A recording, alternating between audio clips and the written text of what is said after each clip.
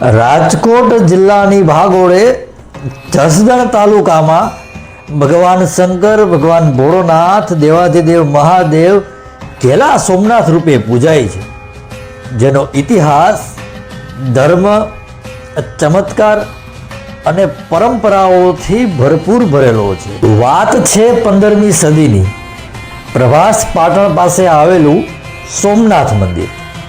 એ મંદિરનો નાશ કરવા, એ મંદિરને લૂંટવા માટે મોહમ્મદ ગઝની અનેક વખત હુમલાઓ કર્યા, પરંતુ એમને એમાં નિષ્ફળતાઓ મળેલી. એ સમયે જૂનાગઢના કુંવરી મીનળદેવી ભગવાન ભોળાનાથની ભક્તિમાં તલ્લીન હતા. મુસ્લિમ શાસકોથી બચવા માટે મીનળદેવીએ ભૂગર્ભમાં જ શિવલિંગની સ્થાપના કરી અને સતત એમની પૂજા કરતા. પરંતુ 1457ની આસપાસ ગુજરાત ઉપર મોહમ્મદ જાફરની આણ વર્તાવતી હતી. એમને ખ્યાલ પડે છે કે ભૂગર્ભની અંદર જ્યોતિર્લિંગની સ્થાપના થયેલી છે, પરંતુ મોહમ્મદ જાફરની કુંવરી એટલે કે હુરલ, જે મીનળદેવી સાથે મળી ગયેલ, મોહમ્મદ જાફરના તમામ મનસૂબાઓ એમ મીનળદેવીને કહે છે અને મીનળદેવીને આ વાતની જાણ થાય છે. ત્યારે તરત જ મીનળદેવી અને ઘેલા નામનો વાણિયો ભગવાન ભોળાનાથ, ભગવાન શિવની પાલખી લઈને નીકળે છે. આ વાત મોહમ્મદ જાફરને ખ્યાલ પડે છે.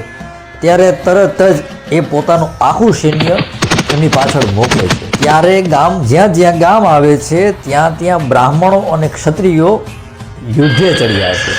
આમ શિવજીની પાલખી સોમનાથથી 250 કિલોમીટર દૂર જસદણ તાલુકામાં કાળાસર અને મોઢુકા ગામની વચ્ચે નદીના કિનારે પહોંચે છે અને ત્યાં જ એ શિવલિંગની સ્થાપના થઈ છે.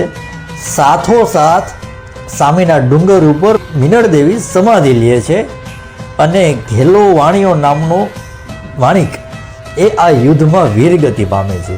આથી જ એ સ્થળનું નામ ઘેલા સોમનાથ પડે છે. એવું કહેવાય છે કે નદીનું નામ પણ આના ઉપરથી ઘેલો નદી નામ પાડવામાં આવે છે.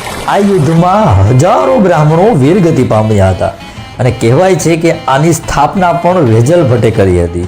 આમ આ જગ્યા પૌરાણિક ઇતિહાસ સાથે સંકળાયેલી છે.